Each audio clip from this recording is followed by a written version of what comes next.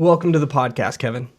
Thanks, Spence. Glad to be here. So we have known each other for years, and our conversation today is going to be around paid advertising. One big thing that I wanted to talk about was the metrics, meaning how you run your business and the numbers you follow. There's vanity metrics and there are real metrics. Since you run an agency, what metrics should businesses be focusing on? Well, let's talk about vanity metrics first and give people kind of an idea about that. I know you covered it several times with different startups here on the podcast, but basically a vanity metric are people that are looking just at page views or even bounce rate, because a lot of times when we're running Facebook ads or running paid ads, we also run on other networks, we're really looking at conversions. So we're looking at opt-ins, maybe opt-ins for some kind of lead magnet of a special report or a registration for a webinar or even a sale. Sometimes we actually run traffic directly to an offer and take money up front. A lot of times, though, we're really looking for that first step of generating a lead in that. And so when we really look at it, we're looking on the dashboards that I create for my clients, we're looking at a few different things. One, we're looking at the number of leads that are coming in, the amount of money that we spent on the ads, and then by looking at those two metrics, we can then extrapolate or figure out what the actual cost per lead is.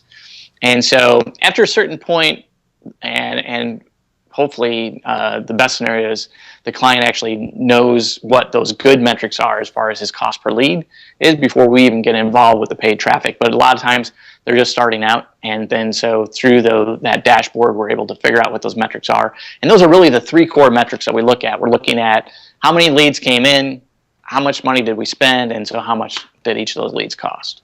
Now, what about if you're running, paid traffic? And again, there's some people that are just going for an email address. Maybe there's some people that are trying to acquire a download of an app, or some people trying to acquire like significant more information. Maybe it could be a webinar sign up or phone number. How do you break down into a more granular approach so that you can tell if it's profitable and if it's something you should continue to run? You mean break it down to specific campaigns, or? Yeah, because obviously if you're just going for an email address, your cost per lead, I would assume, is going to be a lot lower than getting first name, last name, and a phone number with an email address. Right, and it could be. And we have clients that go directly from a sale online, and we have other people that are actually converting that sale from the phone. So they're generating a phone lead, which is a lot more expensive than just an email lead. And so it kind of graduates where someone just giving you an email address is usually like the cheapest conversion that you could get. A person registering for a webinar is usually more because they're dedicating to a specific time, or they're selecting a time on an automated webinar. And then the phone leads are usually the most expensive. And so you really have to look downstream. If it's just an email lead for like some kind of free report or something like that, or a webinar registration, you have to look at not only your overall campaigns, but specific campaigns as far as how much that cost per sale is on the back end.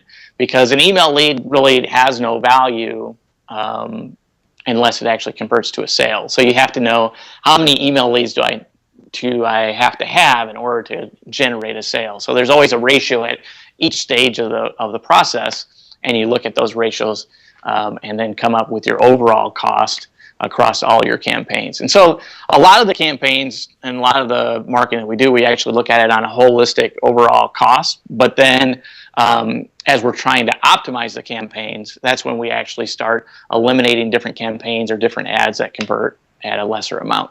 Now, when you're eliminating from previous conversations, is it true that sometimes you even eliminate campaigns where it's a low acquisition cost? So maybe if you can get into some of those details, that'd be good. Yeah, so it's kind of like what I just kind of alluded to a little bit with a email address. It may convert down the line, and you have to look at it in a much longer term rather than looking at, is this campaign profitable today? You have to have, depending on the the interactions that you have with your email list. It could be that it's 30 days, 15 days, 45 days, and that lead that you generated 45 days ago may now convert to a sale. A lot of our clients are comfortable with that and know that because they've been running their business for a while, they know that it takes anywhere from 30 to 45 days for someone to actually make a decision to go maybe into a coaching program for $5,000 versus someone that is buying a $500 course from a webinar or even a $49 ebook or something like that. There's a big difference, and it's not always the case, but it's usually the higher the ticket, the longer it takes for them to make that decision. But we've also seen where we've generated like a phone lead, and then on that first call, that phone lead converted to a $5,000 sale, and it's just with a conversation with a mentor and determining what their pain points are and how the product actually solves that. Okay, so there's a couple myths that I wanted to cover and a couple things that we can go around to find.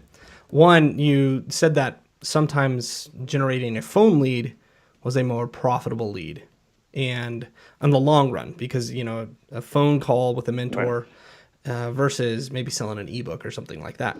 However, that phone lead probably costs more. Let's say it's 50 cents to acquire the email address, whereas it'd be $3 to acquire the phone lead. Yeah, and it's actually a lot more expensive actually on a lot of cases. It's like on a webinar lead. We have some clients that are paying $6 to $12 a webinar lead, and then when it comes into the phone leads where they're actually doing outbound calling, it can be anywhere from $20 to $40 for that phone lead. But the back end is worth a lot more money. Right. Okay. And so like on the webinar, it's easy to sell, or depending on the offer, but it can be a lot easier to sell like up to like a $500 product. Whereas if it's a $5,000 product, it's a lot more difficult to sell that from a webinar. And that's why people are going for phone leads, because you can then have that conversation with the person that gave you that information. You can very much personalize the message. You can very much see what they're trying to get out of the product, and you can cater the message and overcome any objections they have personally that you can't do through a webinar. You can do it somewhat. I know we've done it in our business, working with you, to overcome some of those through the chat.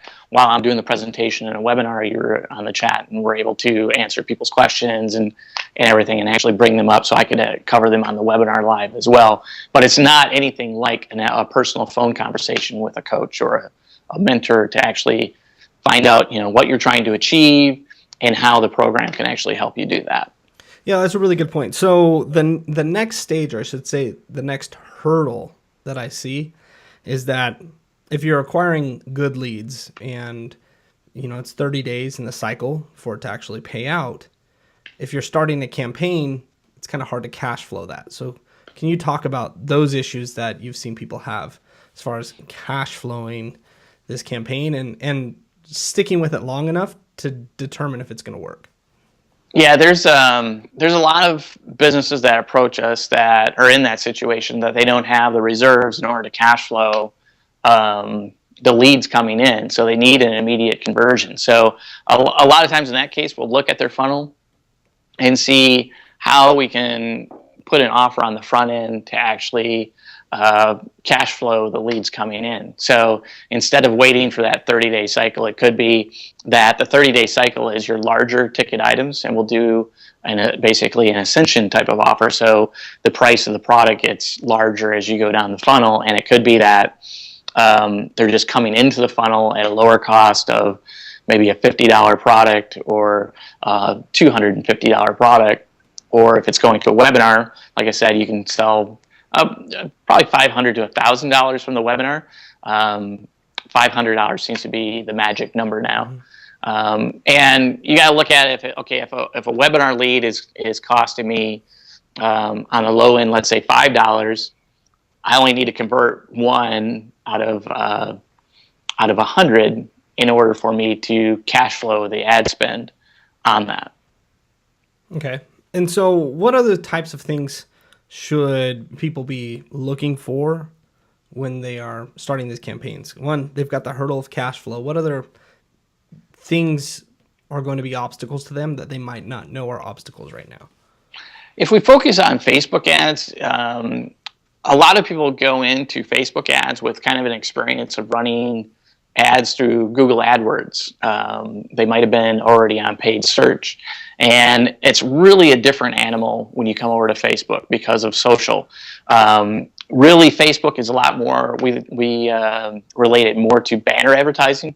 It's more of interruption type of thing. You're putting ads within their news feed, or you're putting ads on the right-hand side and you're trying to get their attention. A lot of people try to do a lot of crazy stuff with putting red borders and arrows and different things around it, which that is kind of, it still works to an extent, but not anywhere near what it used to be as effectiveness. You need to be very good in your ad copy, very good. And I think what's working best for us are very personalized images. So if there is a person that is the leader of the brand, bringing in photos of that person into the ad, or photos of that person with students that have gone through the program, or maybe a video, if it's a hard product, a video maybe answering some questions that people have about the product. So let's say it's about guitars, you'd be talking about the difference in the neck, or the difference in the tonality, or different things like that. And through a video, you could actually play that guitar, and depending on their sound quality, they'll have a understanding of the quality of the guitar, and you could actually answer people's questions through a video, and you can include that video as part of the ad. Oh, that makes sense. So you see these people running ads many times when they're starting out with Facebook, especially. They're getting lost in that vanity metric of saying, I'll just build the page likes, or I got this many shares, or this many likes on it. Why is that so dangerous? Because there's a lot of people that are really pissed at Facebook because they build these likes and then now nobody sees their post or anything. Well, the reality is Facebook is a free service that is monetized through ads. So it's basically like a drug dealer scenario where they got all these businesses interested in Facebook and building their business pages and stuff, and now they're starting to take things away and take things away. And as they take more things away, you don't have any other avenue to pursue except for starting to run ads. There's also kind of a myth within the Facebook ad community. It used to be the case. In my testing, I don't see it the case anymore, of actually running ads to a Facebook page, what they call a custom tab. Used to be a lot cheaper, so people were doing that and putting their lead capture on their Facebook page. In my testing, there's a lot more distractions on Facebook, so probably 95% of the traffic that we send is actually sending to an off-site off of Facebook. That way we're actually able to control the experience. We're also able to do something called retargeting. So we can leverage the investment that we have for that initial visit to our website by being able to target people further on down the line once they visit our website as well. I want to get deeper into retargeting, and also in just a moment, I want to talk about what people can do to reduce their costs of ads when they're running these ads. But before we get into the cost reduction and all of that, let's get back to retargeting, because I think that's that's like the silent, that's like your silent force of salespeople that very few people are using. Only savvy people are using right now. So can you talk a little bit about retargeting? Sure. Retargeting is basically if someone visits your web page, and it can be specific pages. So it could be your website, or it could be specific pages on your website, or you can even have it where people opened an email. So Perfect Audience is a retargeting company that runs ads for both Facebook and Display Network. Basically, display is banners. And they actually have what's called a pixel specifically for emails. So you can put that basically a 1 pixel image in your emails, and if the person has images turned on when they're reading the email, it kind of puts a little file on their computer, and now you can start showing ads to them based on the emails that they opened. You can also do the same thing with visits to a website. when someone visits a specific page, they get cookied by putting that pixel or by putting that file on their computer, and now you can start showing ads to them until they clear out their cookies or you exclude them.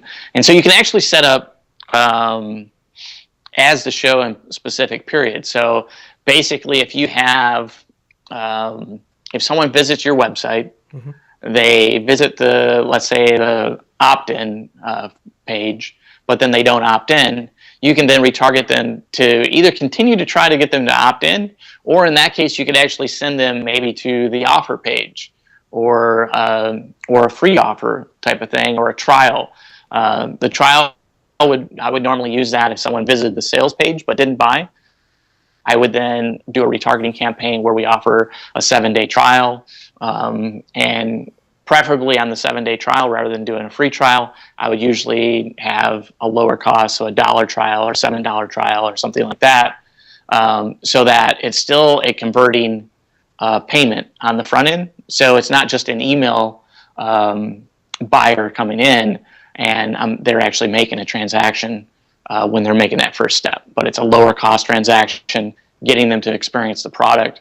And then another way is just, you can use retargeting much like you use a email follow-up sequence. So you could, if they visit your offer page but don't buy, then you could start giving them videos that are common objections that people have, usually in a video format, and you can start clearing out those objections. And at each video that you're clearing an objection, you also have, again, an offer button to take them over to either directly to the checkout form or back over to the sales letter for them to read through all that again. Okay. How often do you set up retargeting when you're running a campaign for someone? We're always collecting the retargeting audience, what we call an audience. So anytime we're running ads to a page, we set up retargeting in the beginning so we can start building that pool of people that we can send retargeting ads to. A lot of times we'll set it up initially with the overall site, plus we'll identify all the different pages within the funnel. And so we'll get visitors, whether they're going through the paid campaigns or not, within an overall retargeting audience. So maybe they're even going to blog posts, or if we're doing YouTube videos as well, if the client is doing video marketing, we can actually retarget to people that watched different YouTube videos. And so we're building that audience from the very beginning as soon as we can get the client to install the code on their site. And then we're starting to put people in different buckets so we can target them more logically based on different actions that they've taken, where they are in the decision sequence of actually evaluating the product.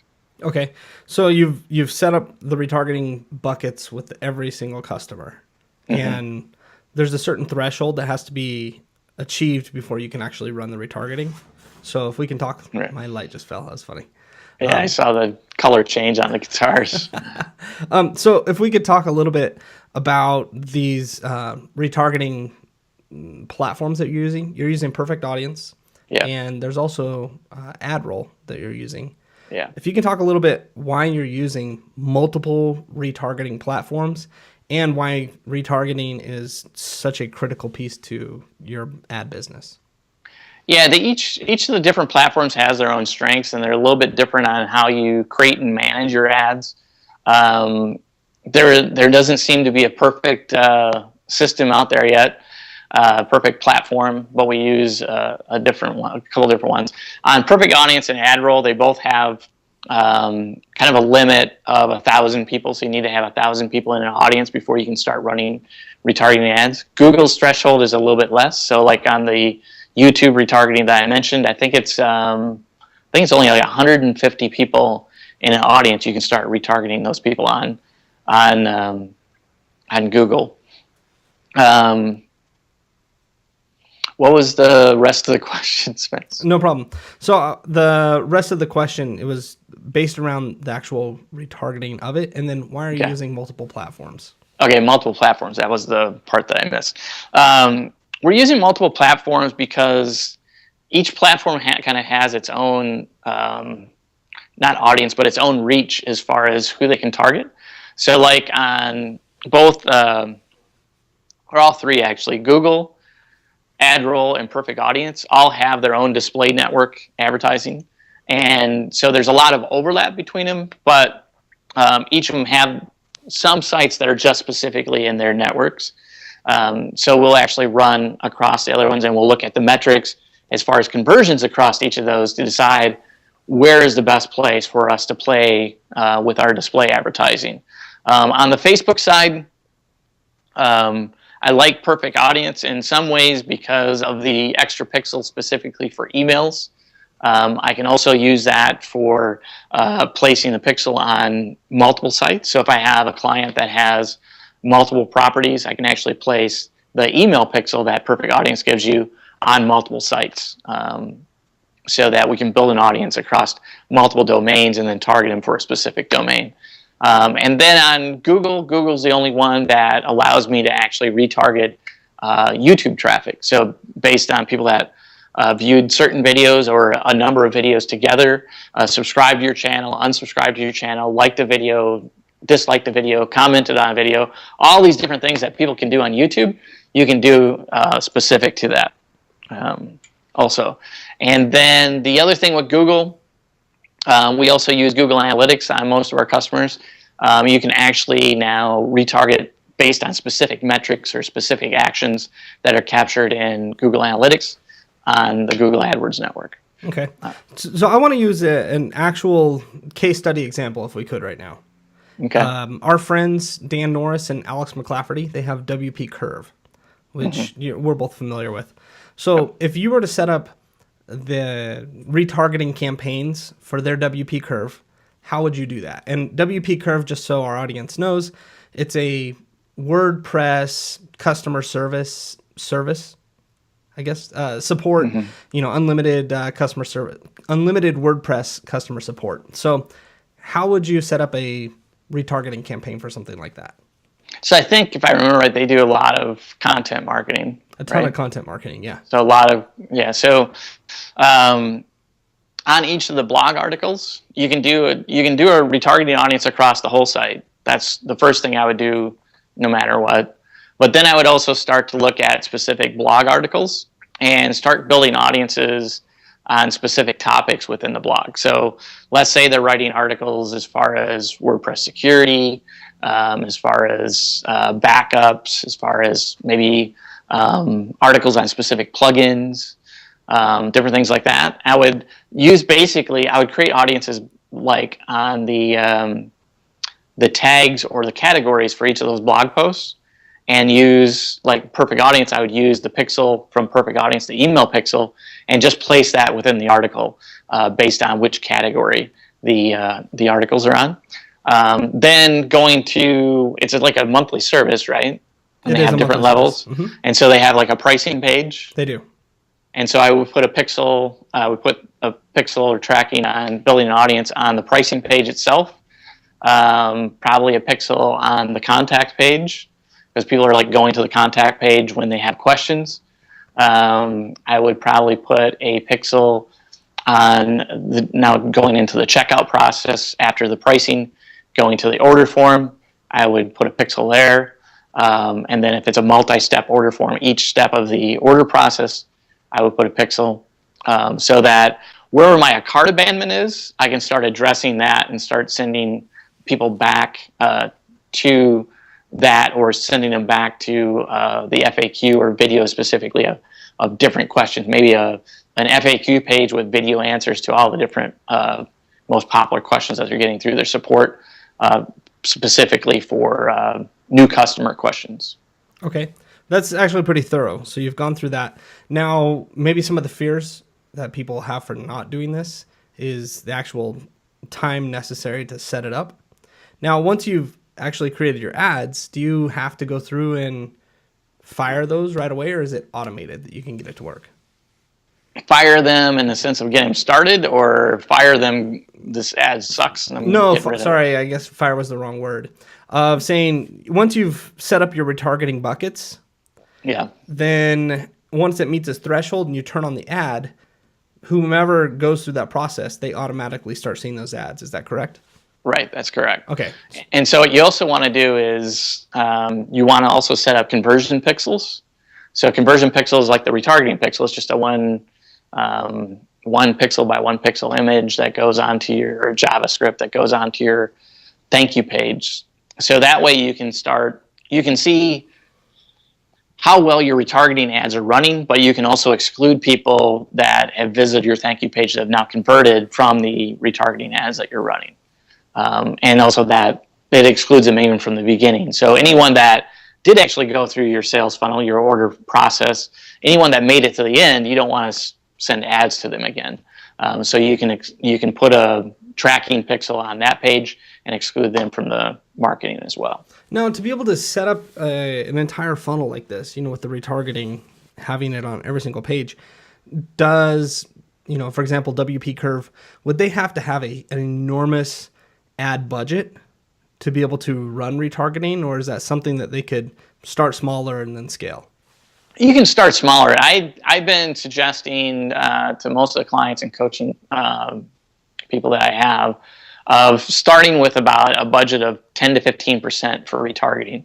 So putting 90 to 85% of your budget into front end traffic, paid traffic, and then using 10 to 15% on the back end. So I just did a coaching with a launch this last month, and they had about a $8,000 budget overall, and I was suggesting 10 to 15% for them. So 10%, it would be $800 of that would actually go to retargeting.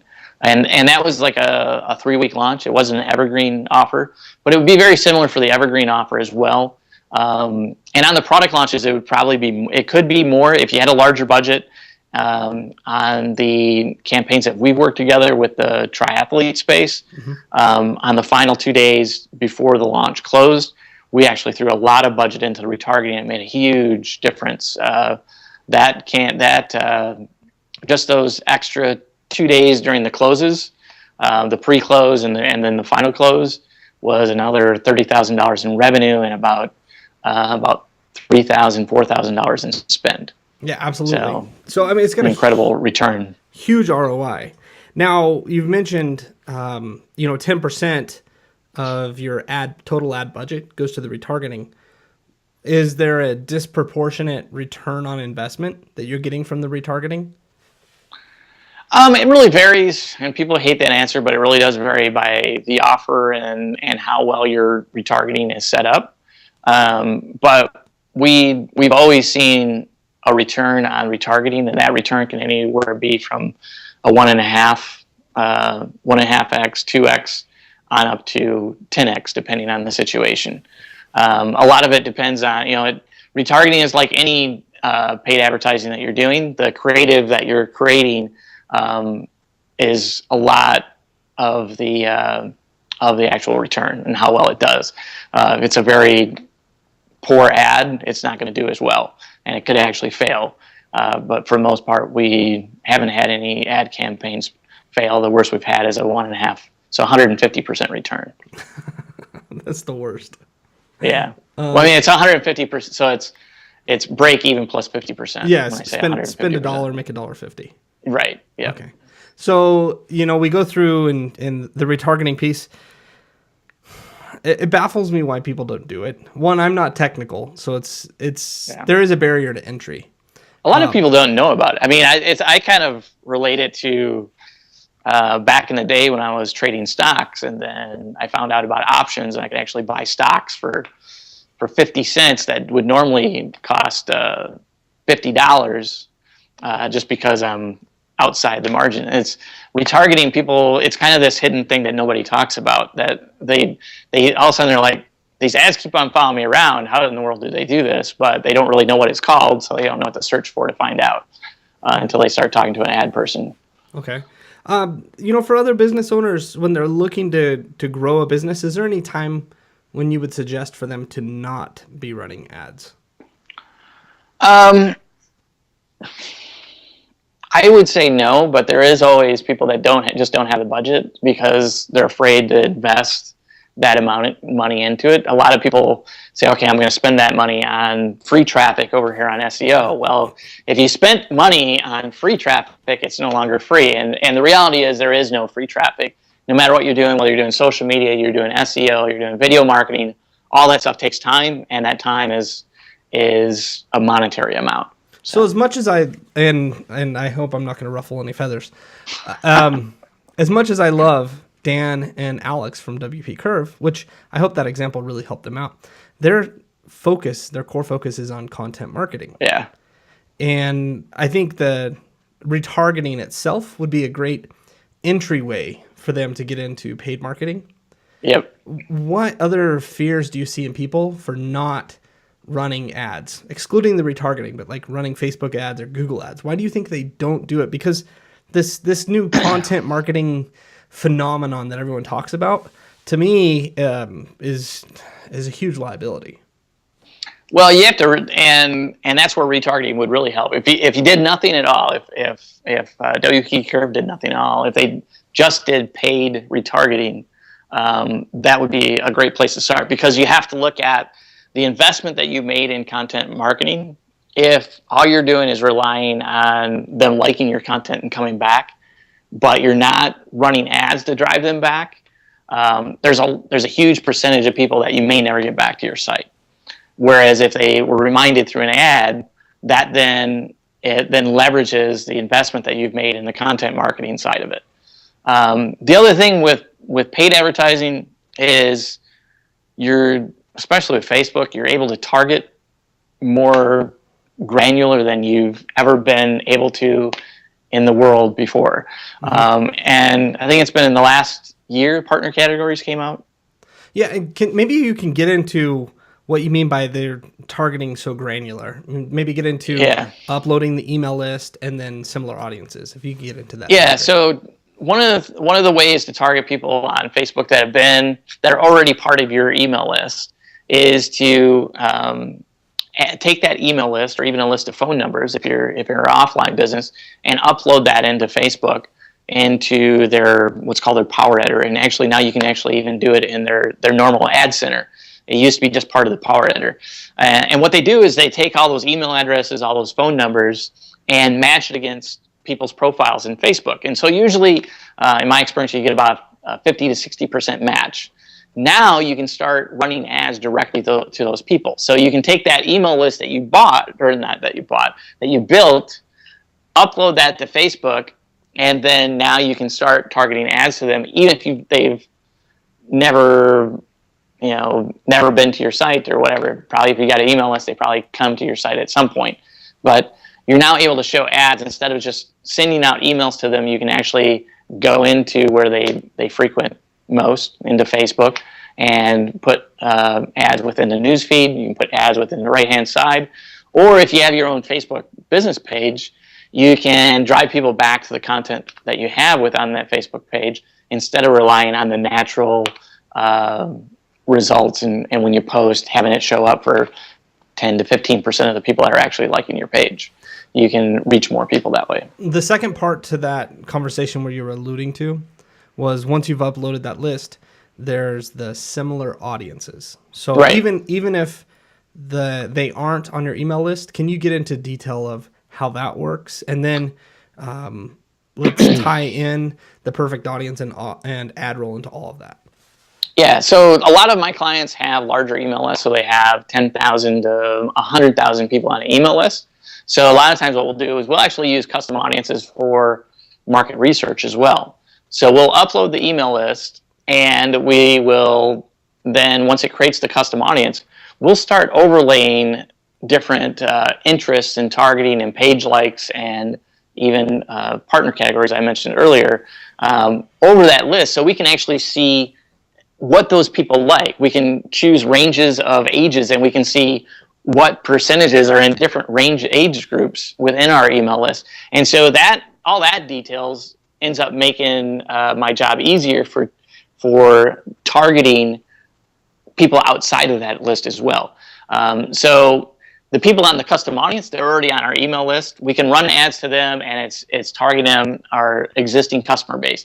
But what I can do is I can create what's called a similar audience by just telling Facebook, hey, I like this list, give me more people like this. And you can either get more people by similarity or more people by reach. So the more people by similarity is going to be the ones that are most similar to your existing customers or your existing prospects on your email list, are the ones that, if it's for reach, it's just going to give you a much broader target. So in most cases, we're choosing similarity because we want the people that are most like what we've already done.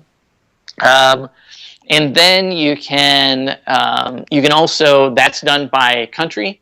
So you do that for US, Canada, UK, Australia, whatever markets work best for your products. And then you can start running ads to the similarity.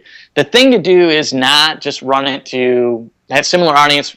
Will usually end up being at 1.5 million, 3.5 million, 5 million people. A lot of times that's too large and still too vague. So you end up overlaying that similar audience with the same interest that you use on your regular ads, but by using that similar audience and the same targeting that you would target a normal person, so people that like maybe Roland keyboards for musicians, overlay that over your similar audience that you created, and now you have this people that like Roland keyboards, but they're very similar to the people that are already on your email list or already your customers. They have all the same traits. They're probably in the same age groups. They have the same, whether it's more of a male-centric or female-centric audience, whether they're into U2 or different bands that they like, different sports they like, whether they have kids or not. A lot of, because Facebook knows all this different information, you can just create this perfect storm of targeting by using your existing list, giving more people like this, and then overlaying it with those interested to drill it down and get it from 3 million people down to 200,000 people that you can to be laser targeted on with your ads. Gosh, I hope that our listeners just took some notes with that. I spoke a little bit fast, but hopefully they did. No, they can put it in slow-mo and capture everything. Yeah, no, I mean, that was really good because you got very detailed on what a person could do. And so you can see or hear as a listener the value in segmenting. And I think one of your unique abilities, and my nickname that I have for Kevin around the office is Doctor. And one of your unique abilities is to be able to go through and almost like scientifically pull back all the non-essentials and drill down and find exactly who that core audience is. And then from there, it continues to grow and grow. And so you were going to say something? Yeah, I just wanted to get into one thing that we didn't cover, and we mentioned it a couple times, was the partner categories. And so basically, just to give you, it's something that you don't want to dive into right away, but something to think about. Back in the day, direct response marketing, there was a book that came out every 6 months called Standard Rate and Data Services, abbreviated SRDS. It was a direct marketer's dream. It was all of your ways to choose email lists, magazines, TV, and media, and it was the contacts to buy advertising on it. Basically, Facebook is now partnered with 3 agencies that brings all of this information, all this consumer data into the Power Editor. So you can now target soccer moms, baby boomers, target by household income, target by the type of job they have, whether it's a white collar, blue collar, nurses, doctors, I don't think bartenders in there, but all these different job titles that you could have. You have the cars they drive, the cars they're interested in, the household income, the type of house, whether it's an apartment, it's a single family dwelling, a duplex. All this information is now available for targeting. So the more you know about your customers, the more you can target them on Facebook, and that's really the power within Facebook advertising. There is no other ad platform out there. Google has some of the demographic stuff as far as ages and interests and gender and different things like that, but nothing has the amount of data that Facebook has to target through ads. Yeah, it's unreal from an advertiser's perspective. It's unreal what people are willing to give up. It's super exciting to target on some of those really obscure things and see those campaigns work because you know your audience. Yeah, I mean, for people to click like on something really strange, now we're putting them into a particular bucket. And the better thing about it is you no longer have to send some milk toast offer to try and catch the masses. You're actually directly getting in and you're scratching that itch that they have, and you can be as specific as possible. Right. What other parting advice can you give to our listeners? This isn't the 48-hour challenge. No, I'm going to do the 48-hour. And I warned, I shouldn't say warned, I let you know that we're going to do a 48-hour challenge. And, well, I know and before the interview, you still didn't know. I watched the podcast, or I listened to the podcast on my drive. So I knew about the 48-hour challenge. So all right. I'm still trying to think of it. But so parting advice. Mm-hmm. I would say no matter what traffic you're getting right now, to go out, get a free account on Perfect Audience and AdRoll, and even Google AdWords, get the retargeting pixel and put that on your site. Because whatever you're getting now, you're getting traffic, and you could be building a retargeting audience just like you build an email list. A lot of people, I know a lot of friends that don't have an email list, or they have 300 people in an email list, and they've had an Aweber account for many years, but they don't cancel it because they know they need to build a list. Well, retargeting is like the easiest way that you could ever build a list. It's just that you can't email them. It's what Spence and I have been calling a shadow list for the last couple of years. You don't know who they are, but once you get to the point where you have some money set aside, you can start running ads to them. And the reality is, you can get started in Facebook advertising for $10. There is no minimum spend, and there used to be for the retargeting. Most of those retargeting companies used to have a minimum spend per month, but Perfect Audience and AdRoll, Perfect Audience never did have. AdRoll used to, and they got rid of it. So now you can go out and start running ads on Perfect Audience and AdRoll for as little as, I think it's $30 a week is what the minimum is. I think there's a $30 spend limit for a weekly campaign. I believe paidtraffic.co/perfect audience, $70 ad credit. Is that right? Yeah. Okay. Yep. So if any of our listeners there, because you're one of their, you use one of their accounts, paidtraffic.co/perfect audience, and you'll get a $70 free ad credit just to try it out. I think is it $60? I mean, it's normally you get 60, and if you go through that length, then it's 70 or something like that. You get 10. You get like an extra $10. So free money. That is. Yeah. It's like cha-ching. Yeah. All right. So we're going to wrap up with the 48-hour challenge. And first, Kev, I really want to thank you. You are, we've been business partners for a number of years, and you're one of my best friends. And so I knew this would be a really good podcast. So I'm throwing the heat on you, man. What's the 48-hour challenge? The 48-hour challenge is to, here's what you need to do. And so by you mean listener. Yeah, the listener. Here's what they should do. If they already have a Facebook page, go to the search box up on top of Facebook and type pages liked by people who like and whatever your Facebook page is. What that's going to do is it's going to show you all the different likes that people that are already liking your page also like these other pages. If you don't have a Facebook page already, think of a Facebook page that's in your market. You got cat hair flying all around. Dimitri's been pacing back and forth. Think about a page, find a page in your market or several pages in your market, and do the same type of thing of pages liked by people who like Tony Robbins. You can then start to see what those other pages are, and that gives you, that's the exercise that I use for creating a customer avatar for our customers. So I go through thousands of different likes that people have, and I start picking out the ones that have the largest audience. Those are the ones that I'm using for my initial targeting. Now, the next stage in the next set of 48 hours would be if you have an email list already. Probably it works better if you have more than 1,000 people in the email list, preferably 10,000 if you're lucky.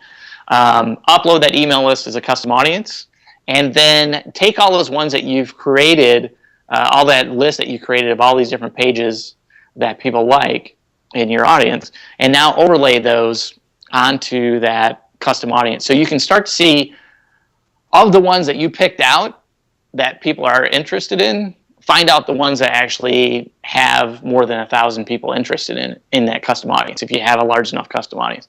Then you can actually see those are anyone that has more than 1,000 people from the custom audience, if you have a large enough custom audience, those are the actual targeting that you need to start with for your Facebook ads. That's a really good 48-hour challenge. Now, it's going to require work. But it's a lot of work, but it really makes a huge difference. When I do that, I can cut lead cost in half. Well, it's a combination of that and the similar audience. Using the similar audience with those, with that targeting of pages liked by people that like either the brand or within that space. So people like in the same space. That's awesome. So for the listeners that say, "Oh my gosh, this is too much," or they say, I'm almost there, I have some questions. Can they go to, I guess it's paidtraffic.co, so paidtraffic.co. Yep. And you've set up a chat box on the homepage so they can connect with you or live chat if you're there. Right. Anything else that they can do to be able to connect with you, Kev? There's also, we use Google Analytics a lot, and so there's, I think, 3 main dashboards that I have available from paidtraffic.co as well. Just scroll down through the page, and you'll see, I think, an orange button to get our Google dashboards that we use for our clients, and so they can get those as well. Awesome. Man, that was cool. That was a lot of good stuff. Thank you so much. And the 48-hour challenge may be a little overwhelming, but I've seen it in action, and that thing pays humongous dividends. So just bury your head for a couple hours and do it. It's so worth it. And what I can do, Spence, is I'll shoot a video of me walking through that exercise, and you can put it on the podcast post as well, down in the content. I love it. Yep. Thanks, man. Kevin Davis, you are the doctor. Thanks, man. I appreciate it. Thank you. Take care. Been great. Bye.